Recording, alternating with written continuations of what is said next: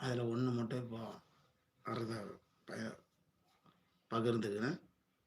உங்கள்கிட்ட அடுத்தடுத்தது பயணம் பண்ணுவோம். அதான் சொல்கிறாங்க, வெளுத்ததெல்லாம் பாலுன்னு நினைக்காத நைனா அப்படின்னு சொல்கிறாங்க. இதுக்கு என்ன காரணம்னா, இந்த வார்த்தை சொல்லிடுறாங்க. ஆனால் அதுக்கு பொருள் சொல்ல மாட்டாங்க. அது மாதிரி சொல்லிட்டு அப்படி அவங்க வேலையை பார்ப்பாங்க.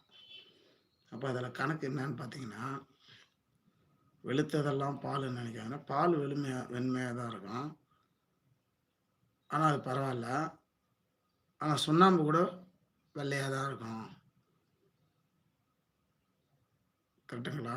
அப்ப எதுக்கு அத சொல்றாங்க அப்டின்னா, அந்த மாரி சுண்ணாம்பு போல சில பேர் இருப்பாங்க அந்த காலத்துல அப்டின்றதுக்காக சொல்லியிருக்கிறாங்க.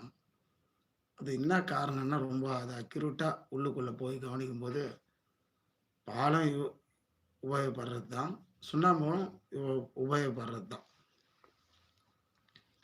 அப்ப இது எதுக்காக இந்த வார்த்த சொன்னாங்க அப்டின்னா,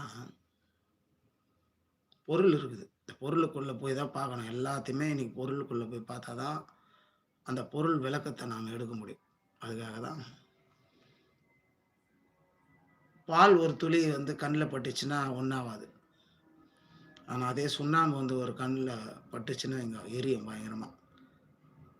புரியுதுங்களா? அதுக்காக "வெளுத்ததெல்லாம் பாலுன்னு நினைக்காத நைனா" அப்படின்னு மொட்டையா சொல்லிட்டு போயிடுவாங்க. சில பேர் வந்து பொருள்